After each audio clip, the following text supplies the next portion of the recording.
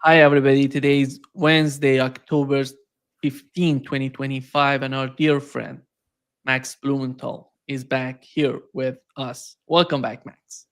Great to see you, Nima. Please subscribe and hit like button and follow Max and what he's doing with his website and his YouTube channel. They're doing a lot, and you can learn a lot following them. And right below his name, you see the Gray Zone News, and it's on a website and a YouTube channel.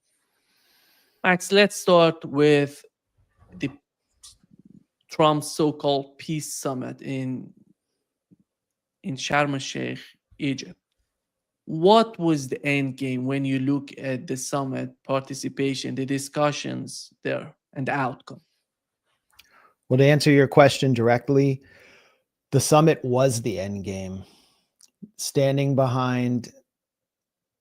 in front of a banner that reads Peace 2025 with Donald Trump flanked by the so-called Arab world and the so-called or members of the so-called international community who Trump humiliated one after another. That was the point. And Trump appears as though he has solved the most intractable problem in recent human history. And it gives the image of a resolution to the Israel-Palestine crisis, even though Netanyahu was not present.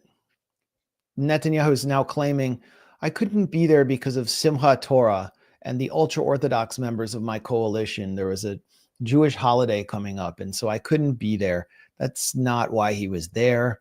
He was there because he didn't want to be forced into potentially Trump forcing him to shake hands with Mahmoud Abbas, which would tear into his coalition and would contain echoes of the famous, or I would say notorious, handshake between Yitzhak Rabin and Yasser Arafat, which Rabin was assassinated for, and which Netanyahu incited. It helped incite the assassination.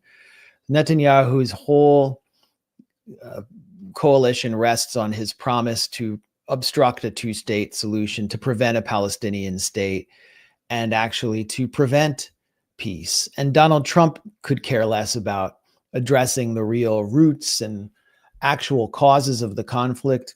He just wants to get a kind of diplomatic win. Steve Witkoff, who is his main negotiator on the issue of Israel-Hamas negotiations, as well as many other conflicts, essentially retired after the Sharm el-Sheikh summit. And so Trump has just put this all behind him. He is concerned primarily with his legacy. He did not get the Nobel Peace Prize and was obsessed with getting the Nobel Peace Prize to consolidate his legacy forever. So this was the next best thing. And as far as enforcing the ceasefire, well, we have to look at what Trump said in the Knesset. There are two parts to this. There was the Sharm el-Sheikh summit, which was just a PR exercise for Donald Trump, in which the so-called Arab states were convinced that they could actually exercise leverage along with Turkey over Trump, which has proven ridiculous again, or delusional again and again. And then there was the Knesset speech where Donald Trump basically consolidated his legacy as the protector of Greater Israel and paid tribute to his top patron, the Israeli warlord, Miriam Adelson, who is the heir to the fortune of casino baron Sheldon Adelson. And it was there that Donald Trump said, she's sitting there looking so innocent, but she's not innocent. She has $60 billion in the bank.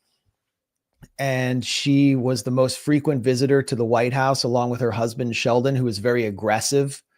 I mean, it was kind of like a roast, but at the same time, he's paying tribute to her.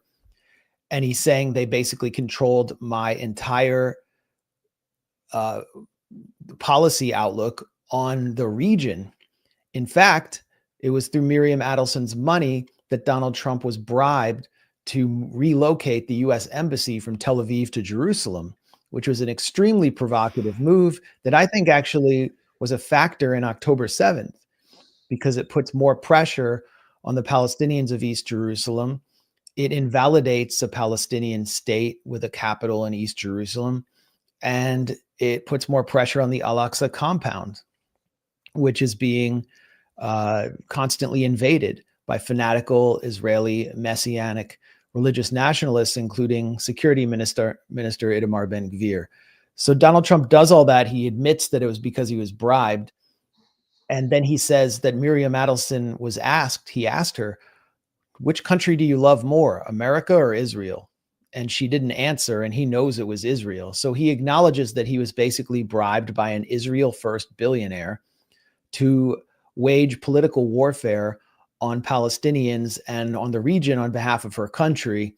Is this someone who is actually going to apply leverage to Israel to enforce a ceasefire that Israel is already, in just about 72 hours, violated in flagrantly provocative ways?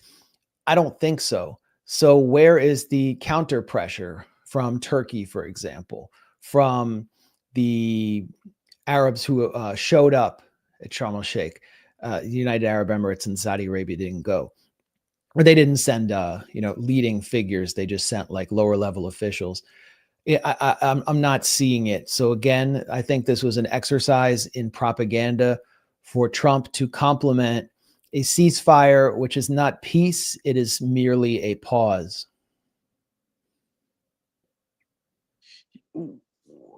Max, one of the things that has happened during the talks, during the negotiations between the United States and Arab states, we see 4 Qatari negotiators were somehow they passed away. I don't know what was the reason of that, and what do we know about that? Well, I'll tell you the reason. We've been able to get an investigative team on the ground in Egypt, and they've been able to comb the country and question officials, and we know the answer. Actually, they just fell off a balcony, so I can't tell you. That's what I was told. Our team just fell off a balcony. I'm joking, obviously. It's impossible to know what's happening in Egypt. I mean, it's one of the most difficult places in the region for a journalist to operate. So I would have no way of knowing. This team of, I don't know if they were diplomats or security officials.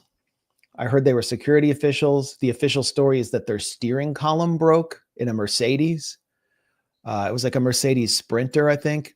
This is a pretty well-built vehicle. So I'm not accepting the official story. And I mean, just think of all the times we've heard of activists and dissidents who fall off balconies in Egypt. It just happens again and again. It's like it's like gallows humor among Egyptians. Oh, he fell off the balcony.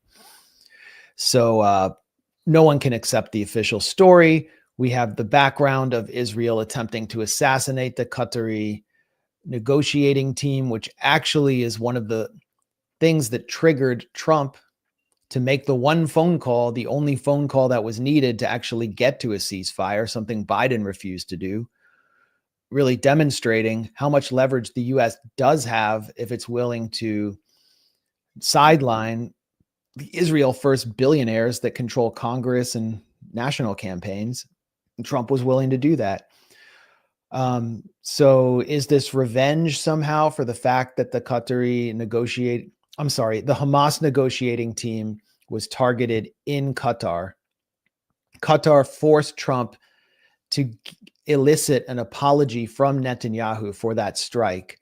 Is this revenge for that saga by Israel? Is Israel trying to send a message to Qatar that we can still harm you in a third country? Or was another intrigue at play? I have no idea. I can only offer theories, but the official story in Egypt can never be trusted when there's an unusual death like this. Donald Trump, when it comes to Brazil, for example, he wants to be tough. He tries to interfere in the internal policy of Brazil. Siding with the former president of Brazil. But when you look at his performance in the Knesset, he was somehow humiliating his position, the position of the United States. He talked about his daughter moving from Christianity to Jewish, because of Israel. Yep. It's not because of she wants to be closer to her husband. It's all because of Israel. The way that he was playing the game, he asked the president of Israel to pardon Netanyahu. What was that? What can we what is, because we have to understand the reality of what's going on in the mind of the president of the United States, who really desperately wants the world to see him as a tough guy. But that wasn't Donald Trump in Israel. Well, there are two issues there. One is Trump's personal sensibility, which makes him popular inside the United States. It's the sensibility of a casino owner and someone who grew up on his father's construction sites, hanging out with construction workers, who really likes to entertain his audience. And he would get up at casinos and introduce notable people. And he was he owned like a second-rate football league called the USFL, and he hung around pro athletes, and he just loves to get up there and make everybody laugh. It's sort of like an old school, almost like when the mafia owned Vegas, and they would just come out, and Bugsy and the guys would come out on stage with Dean Martin and the Rat Pack, and they would joke around in front of the audience, and at the same time they would apply some very dirty tactics behind the scenes. He comes out of that world, and he's roasting his own daughter. And he has some contempt for her because she's sort of a liberal who likes to hang out in Aspen and Davos along with Jared. Jared suddenly materializes and makes her Jewish. She was actually converted through Chabad. They go to this elite Upper East Side synagogue that's sort of like where a lot of very powerful people go. So she got involved in a different power network than Trump and Trump Incorporated. And she's sort of involved in a kind of cult. And I think Trump realizes it. And he loves to humiliate people in public and entertain audiences. On the issue of Netanyahu's pardon, part of that comes from Trump's sensibility, because he's constantly and justifiably accused of corruption. And the corruption that we see in the United States makes the cases that Netanyahu's facing pale in comparison. I mean, one of Trump's underlings, Tom Homan, who's in charge of mass deportations, he just took a bag of cash from FBI agents, $50,000 in exchange for a bribe, like a naked bribe. This, should wind him up in prison. And Trump said he did nothing wrong. So Netanyahu is accused of taking champagne and cigars, about $130,000 worth, from his friends, including Miriam Adelson was someone who testified against him. And Trump's joking about it and saying, how is this corruption? I mean, the whole Trump family is dedicated to corruption. It's using power in order to profit, whether it's by trying to take over Greenland or launching a line of golden cell phones, Trump cell phones, that they try to sell to suggestible members of their base. And they use presidential influence to make money. They're doing meme coin rug pulls. They've got, while they're shifting crypto policy in favor of Donald Trump, it's next level corruption. So he's making light of that in a way, but he's also roasting Netanyahu. But finally, there is a clever piece to what Donald Trump is doing, because if Netanyahu is not pardoned, and it kind of took me too long to get to this point, so I apologize. But if Netanyahu is not pardoned, he is more likely to launch a war on Iran, because his coalition is more likely to fragment around the ceasefire, coming under pressure from the more extreme members. It's difficult for him to re-enter Gaza at this point. It will piss off Trump. So the best way for Netanyahu to unite his coalition and the Israeli public is by launching another war with Iran and once again dragging the US in, unless he feels comfortable about leaving power and saying, hey, I was the longest serving Israeli prime minister in history. I managed to get our country through a very difficult existential war, and I'm not going to be prosecuted. If he's not pardoned, he's got to stay in power until his death. So I think that's the reason Trump said that, and it was in a way wise for Trump to do that, because Donald Trump is not going to do what's necessary, what Biden should have done, which is to bring Netanyahu down by applying enormous leverage and pressure that forces him into a situation where there's a ceasefire without total victory, which would have blown up his coalition and sent him back to court. But Biden was too much of a coward and too much of a subject of Israeli influence to do that, as even Kamala Harris is now saying in her own memoir. The rhetoric of disarmament of Hamas and, demilitarizing Gaza, how is that going to help the United States, Donald Trump's position? Because after all, I see Donald Trump putting himself and his administration in a corner that it could be so hard to get out of that corner. With the same case, we had the same thing with the case of Ukraine. But when it comes to the Middle East, what is the point? What is the point of... What is the point putting himself in a position? He says that if Hamas doesn't disarm, we're going to do it. We're going to go there and we're going to disarm Hamas and demilitarizing Gaza. This is not going to my understanding, this is not going to happen, which means more war, bringing more war to Gaza instead of, avoiding new clashes between Israelis and Hamas.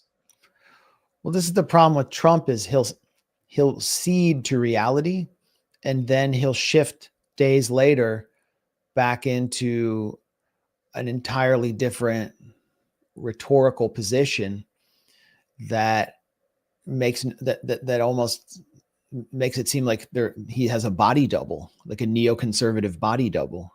I mean, he's threatening Russia now with Tomahawk missiles, which is extremely provocative. It may be kind of like a Tomahawks, because it took so long after Leopard tanks were promised to Ukraine, or ATACMS missiles were promised before they actually showed up on the field, or F-16s. But Tomahawk missiles is another level of provocation, because Russia has no way of determining if these are nuclear-tipped missiles or not. It's a further escalation toward nuclear confrontation. And Russia is openly recognizing that. Trump is completely caved to the neocons on this issue when, he was just in Alaska with Putin. What was the point of that? That was just to make Trump seem like a man of peace as he was vying for the Nobel Prize. When Trump gets the Nobel Prize, the Trump family and Trump Incorporated will do that much more business and will seem that much more credible. So that's what Trump is doing here as well. There's not any actual basis to Trump's desire for peace to address the real root issues of the conflict, like colonization, occupation, denial of rights to Palestinians. However, on Air Force One, I'm sure you saw this clip, Donald Trump ceded to reality on the issue of Hamas maintaining weapons and said that we gave Hamas permission to be able to maintain order in the Gaza Strip and to clean up the Gaza Strip when he was asked about the execution of collaborators.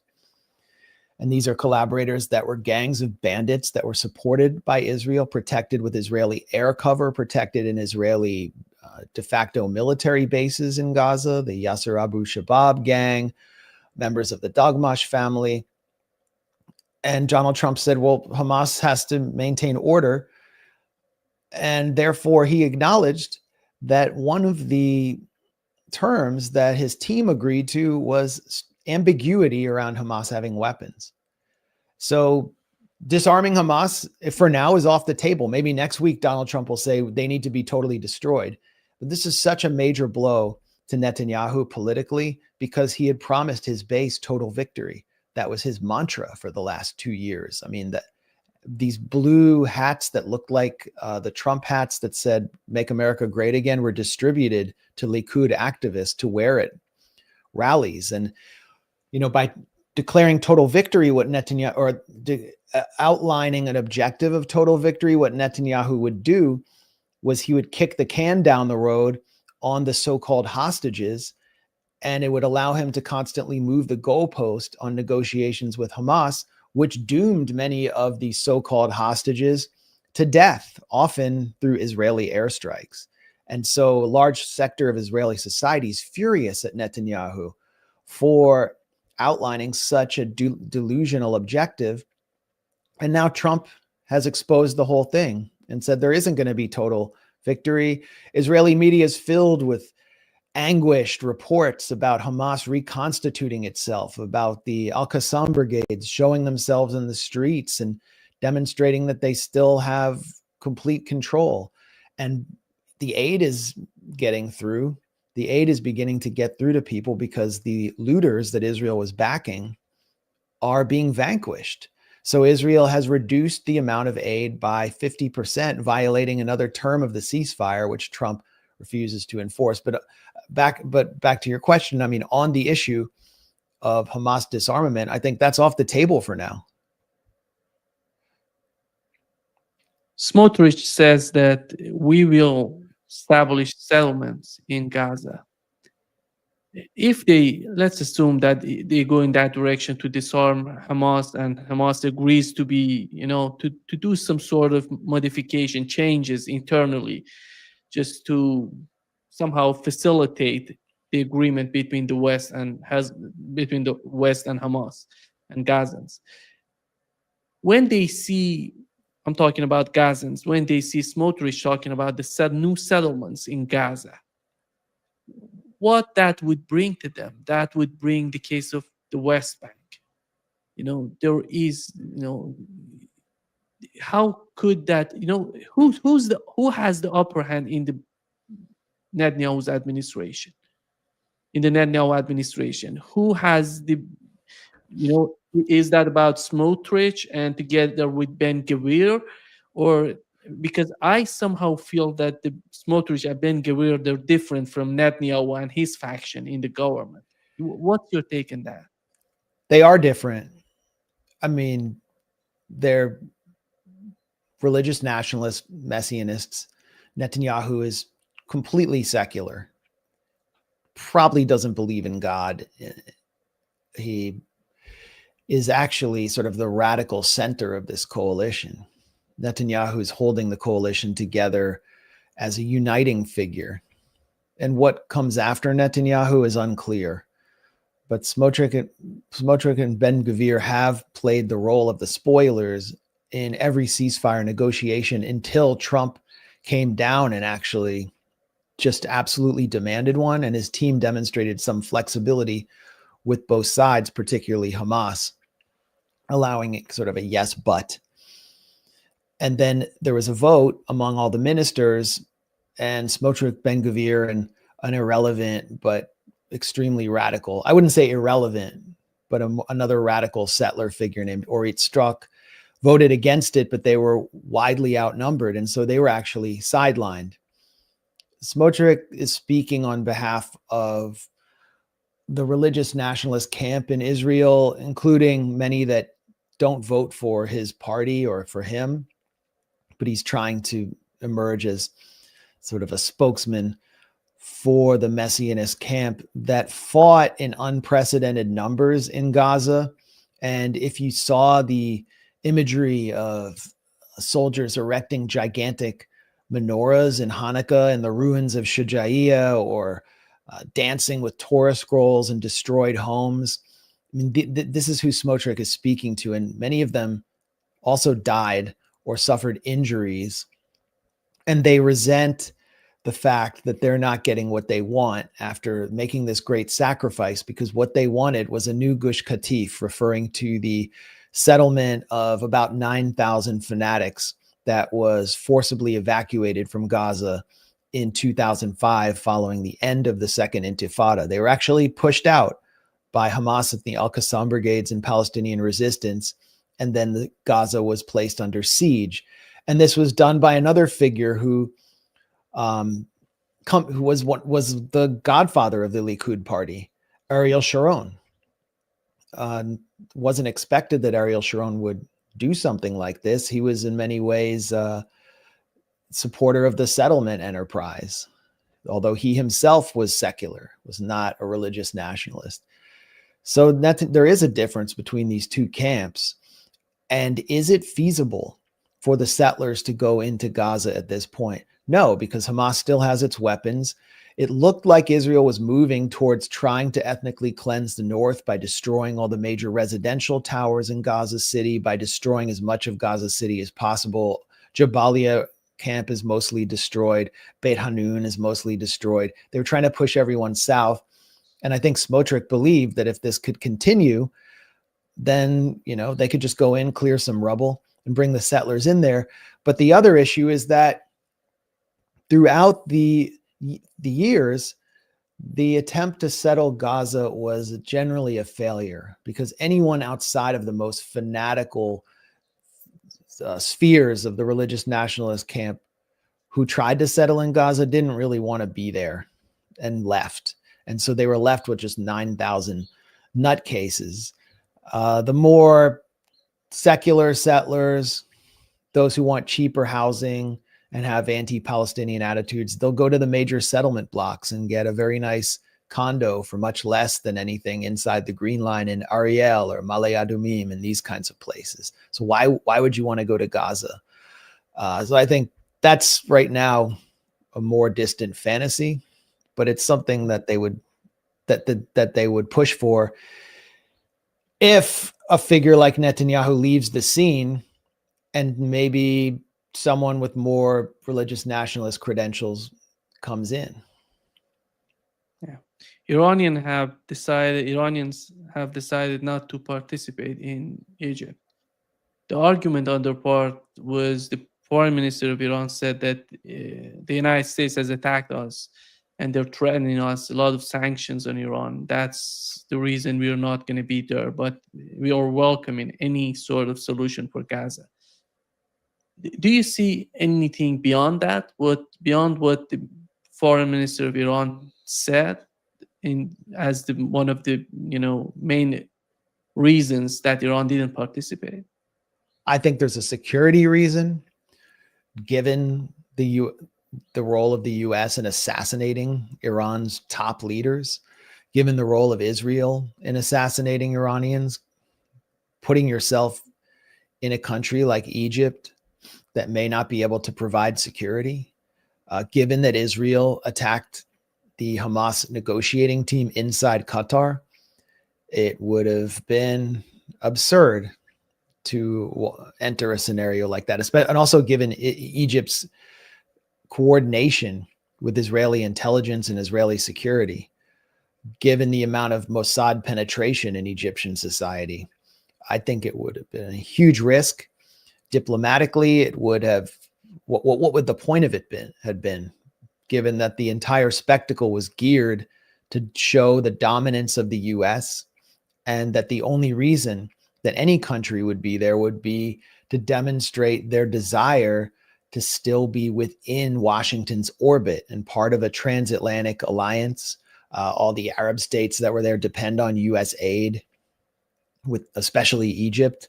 So Iran continued to demonstrate its independence from these hollow spectacles and from the unipolar vision that Washington seeks to project on the world by basically staying home. And that, I think, was the rational move.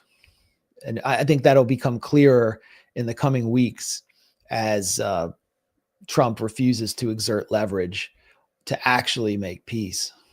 And war begins to creep to Iran's doorstep, courtesy of Israel and Netanyahu.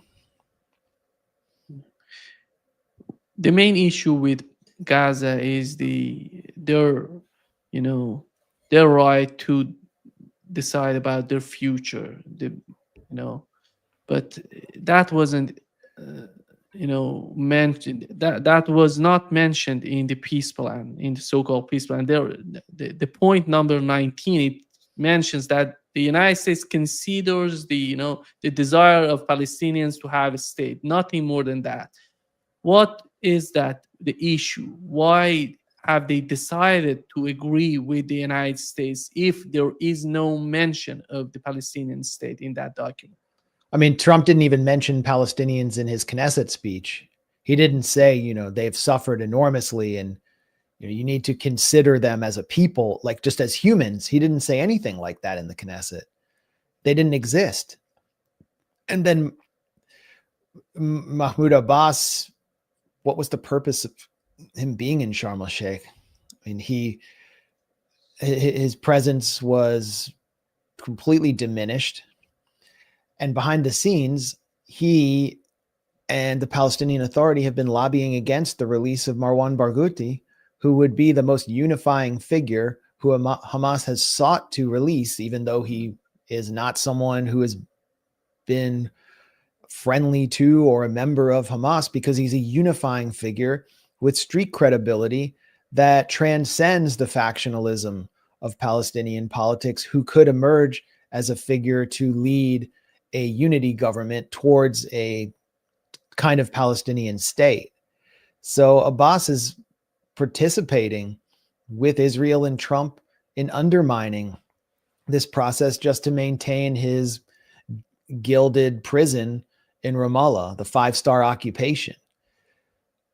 As far as the Palestinians, I mean, the issues of occupation and colonization were never addressed by Trump or by anyone in this entire charade. All that took place was a relief, a welcome relief to the killing and the release of 2,000 Palestinians, including 1,700 who were kidnapped by Israel inside the Gaza Strip since October 7th. And this may have been the best deal that could have been taken under the circumstances, given the preponderance of power that Israel has over the Western powers. But it doesn't address anything and doesn't move any closer towards a Palestinian state. So, I mean, we're set for more conflict. Max, you wrote a piece. I'm not talking about you, your team, and your team wrote a piece on the Gray Zone News about the secret Israeli base being hit by Iranian strike during the 12-day war. And what do we know about what has happened in those days, considering this case? Well, this was a report by Jack Paulson, who is an independent reporter who has emerged from the tech industry to expose the role of tech in collaborating with the military, the intelligence services, and with Israel, particularly Israel's Unit 8200, and has produced some of the most indispensable work on that subject over the past several years since he quit his job at Google, and Wyatt Reed, who's my colleague at the Gray Zone. And what they did was they managed to geolocate Site 81, which is a hyper-secretive de facto Israeli military base that provides command and control to the military intelligence apparatus of Israel. And it is nestled within the Hakiria complex, which is a large tower in North Tel Aviv, off Menachem Begin Boulevard, right near the Azrieli shopping mall and Azrieli complex. And it surrounded itself by a series of residential towers, as well as the Israeli Air Force headquarters. And I've written about this before, how this represents the ultimate human shielding of the central node of Israel's genocide machine and its Fortress of Zion bunker, where Netanyahu and his inner circle hide whenever there's retaliation for the wars that they launch across the region, most recently in June during the 12-day war. So on June 13th, in the midst of the 12-day war, targets near Hakiria were hit. One of them was the North Tower of the Da Vinci apartment complex, which is a residential tower built next to Hakiria, and it's just south of the Kanarit Israeli Air Force towers. And what Jack Paulson and Wyatt Reed determined was it was also above this underground military intelligence bunker, which is jointly administered by the US and Israeli militaries. And they used through a collection of leaked emails from the Handala leaks, which contain the emails of top level Israeli military and diplomatic officials, as well as public documents, Israeli news reports, and photographs, that one of the locations that was struck by Iranian ballistic missiles on June 13th was directly above Site 81. So I don't know if Iran knew that was the site. I don't know what they were targeting specifically other than Hakiria, but it struck directly above Site 81. And this is the significant part. Site 81 is located almost directly below or in the shadow of the Da Vinci towers.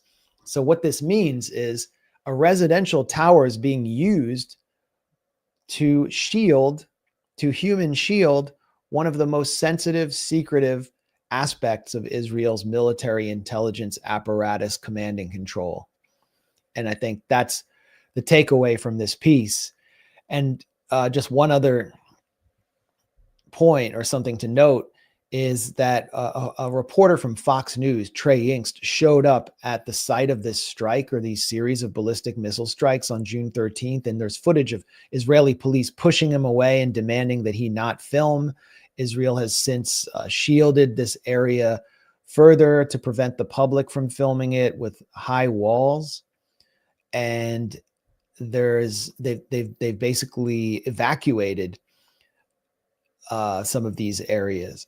So there's an acknowledgement there that they don't want the public to know about this or the press to know about these areas. It's all sort of it remains under official censorship. But the Israelis can no longer claim that Iran is trying to kill Israeli civilians when this was clearly a military target. What's the understanding on the part of the Israeli officials when it comes to new attacks on Iran? Do they have any sort of assessment internally that what would be the main objective if they can achieve that?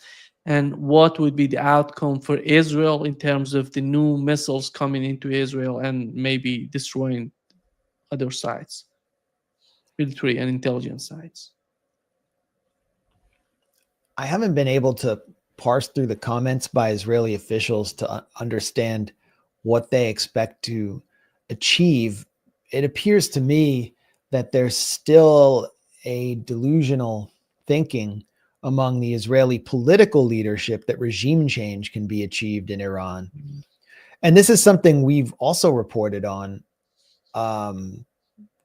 We republished a piece by Jack Paulson exposing the fact that Mossad is increasing its online recruitment efforts of Iranians in the diaspora, especially in Germany, promising lots of lucrative payouts and opportunities to get their family out of Iran and to relocate them, to subsidize their housing if they can provide information on sensitive Iranian facilities, especially nuclear facilities. And so they're specifically recruiting Iranians in the diaspora, but also inside Iran, who work in these facilities. And weirdly, the Mossad is running this ad campaign through an LLC in Atlanta, Georgia, which is registered to an influencer, a comedian influencer named Desi Banks. I wonder what he has to say about this. We couldn't reach him.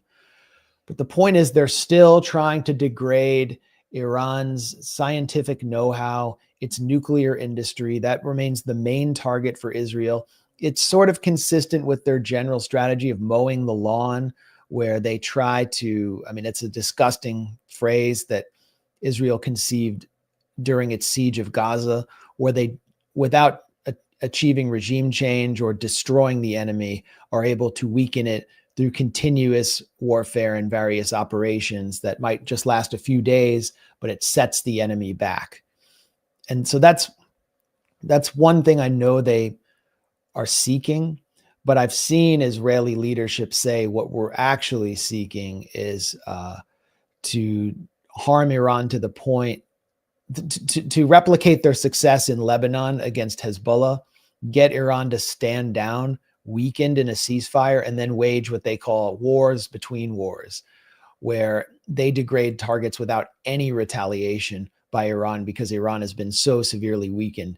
That's delusional. Iran is not Lebanon. Iranian deterrence is much stronger than Hezbollah's, and they're also not located directly on Israel's doorstep. And the other aspect is the political failure of the 12-day war by Israel. Israel united the Iranian public around the flag, including large sectors of the public that has issues with the Islamic Republic, with the revolution, because of the amount of civilian casualties Israel caused, because they attacked Iranians in areas that are bastions of opposition or criticism to the Islamic Republic, like Tajrish and North Tehran, just setting off Mossad car bombs. The Mossad death squads that Israel had armed and trained inside Iran were just widely seen as terrorists and hated. The bombing of the Evin prison gateway completely backfired and killed families visiting their loved ones inside the prison, as well as social workers. So it was a total backfire by Israel. So I think if the leadership, the military intelligence apparatus in Israel is rational, which they probably are not, they'll dispense of the fantasy of regime change. But I think they exist in their own bubble, and the political dimension is also pushing Israel to war, which is Netanyahu's own survival and the sheer fanaticism of the Jewish Israeli public. The Trump administration, when it came to power, has decided to go after Yemenis, Houthis. They said that this time going to be different. We're going to make them, feel how powerful the United States is. They went there, and after all, they have decided to withdraw from the Red Sea, Bab el-Mandab, and that region. Do you think the same curves goes to the conflict between the United States and Iran? How do they feel? Do they feel differently, or they have learned something from the first phase of the war between the United States, between Israel and Iran, and then United States interfered? What is the point? Do you think that there are some people in the administration that they feel that they can defeat Iran, or they feel the same way that it was in the Bab el-Mandab, in the Red Sea? That's not going to work. We're not going to go in that direction. I think the faction in the White House that believes it can defeat Iran was seated in the Knesset, or the figures were seated in the Knesset, one of them right in front of Miriam Adelson. And that was John Ratcliffe, who we identified based on comments from a Trump administration official at the Gray Zone as Mossad stenographer, someone who had convinced Trump that Iran was on the verge of producing nuclear warheads and actually even distributing nuclear warheads to Yemen's Ansar Allah, another WMD hoax. John Ratcliffe is essentially unqualified for any intelligence position, even in the House of Representatives. He was a backbencher and a small town lawyer from suburban Dallas. He represented a town of like 7,000 people outside Dallas, and now he's risen to the head of the CIA. And a lot of it has to do with backing from AIPAC as Israeli intelligence, and they essentially control his thinking, while the lesser known officials in the CIA make him feel important and manipulate him in their own way. So what was he doing seated in front of Miriam Adelson?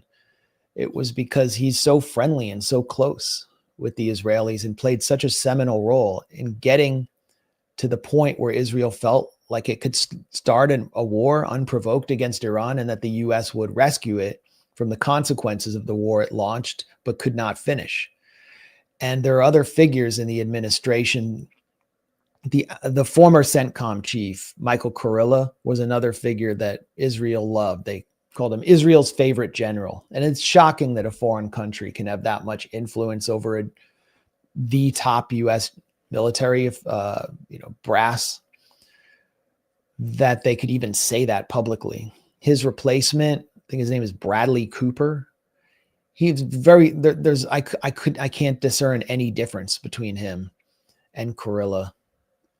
Pete Hegseth, he'll do whatever Donald Trump wants. He's just a Trump loyalist, and he's more concerned with humiliating woke generals for being fat and gay than he is with actual, geopolitics. He's basically a Trump loyalist.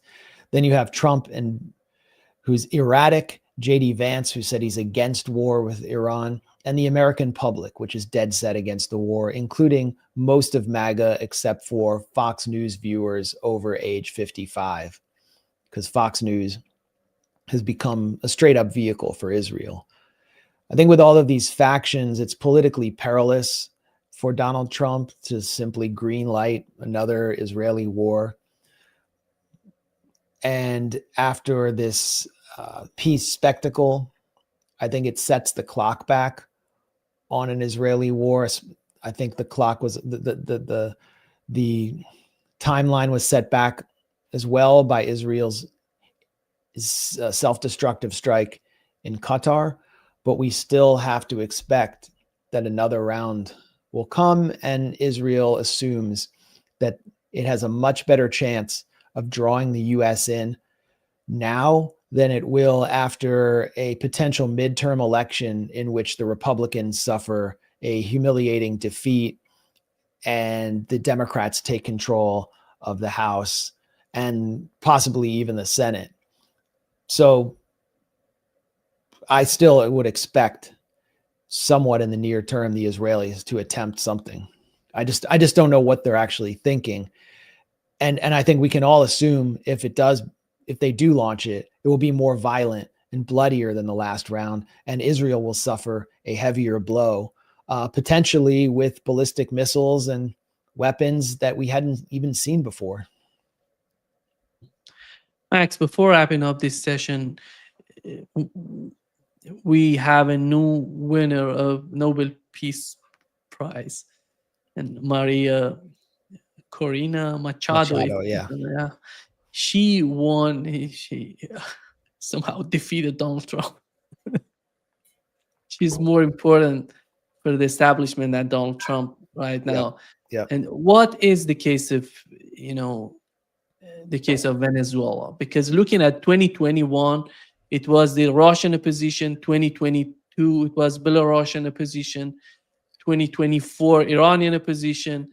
And right now, Venezuelan opposition. What do they want from Venezuela? It's all about oil. It's something geopolitical, much beyond that. What's your take on that? Well, the Nobel Peace Prize now has to be renamed the Nobel War Prize, because it is being engineered to give a green light to the U.S. war on Venezuela, a war which is currently underway, in which the United States is carrying out arbitrary extrajudicial executions of unknown Venezuelan citizens, branding them without any process, any legal process, as narco terrorists, killing them on the high seas. Maria Corina Machado has been awarded the Nobel War Prize after she endorsed Donald Trump's war on Venezuela, and after she signed a cooperation document with Netanyahu's Likud party and personally appealed to Benjamin Netanyahu to lead an Israeli invasion of Venezuela. She a year later, called on the U.S. to launch a Libya-style military intervention in Venezuela at the same time that I personally witnessed her attempt to take over a Venezuelan military base along with members of the Venezuelan upper class opposition in Caracas. And this failed, but we can see that Maria Corina Machado represents the most radical faction of the Venezuelan opposition, which has supported sanctions, which, according to the Center for Economic and Policy Research, have killed tens of thousands of Venezuelans, as well as triggering a massive migration wave to the north, to the US-Mexico border, which has fueled the rise of Trump and the nativist anti-immigrant right. When many of those Venezuelans in Donald Trump's second term were deported not back to Venezuela, something that the government of President Nicolas Maduro was allowing and welcoming, but to a torture camp in Nayib Bukele's El Salvador, where they were humiliated, Maria Corina Machado stood not with her countrymen in Venezuela, but with Donald Trump. And this is consistent with Maria Corina Machado's entire career since she first emerged, leading a campaign called La Salida, in which she encouraged Venezuelans to call for regime change against Hugo Chavez and then Nicolas Maduro, which led to violent riots, which killed hundreds of Venezuelans. In La Salida, the parties and the political mechanism behind it was funded by the United States through the National Endowment for Democracy, which has hailed Maria Corina Machado's reception of the Nobel War Prize. Finally, Maria Corina Machado has openly promised that if the US will push ahead with an invasion of Venezuela to place her in Miraflores Palace as the president, that she will hand over Venezuela's oil wealth and mineral wealth to the highest bidder. And it appears pretty clear that a coterie of MAGA billionaires has already assembled to plunder Venezuela, which is why Elon Musk suddenly turned into a pro-regime change fanatic on Venezuela after never having mentioned the issue before, when Maria Corina Machado was running for president. So this is an award for war. It validates Donald Trump's illegal extrajudicial executions and the general push to plunder Venezuela's resources through a regime change war. And it totally discredits the Nobel Prize. Thank you so much, Max. Great pleasure, as always, talking to you and learning from you. And your information is amazing. Thank you so much, Nima. See you.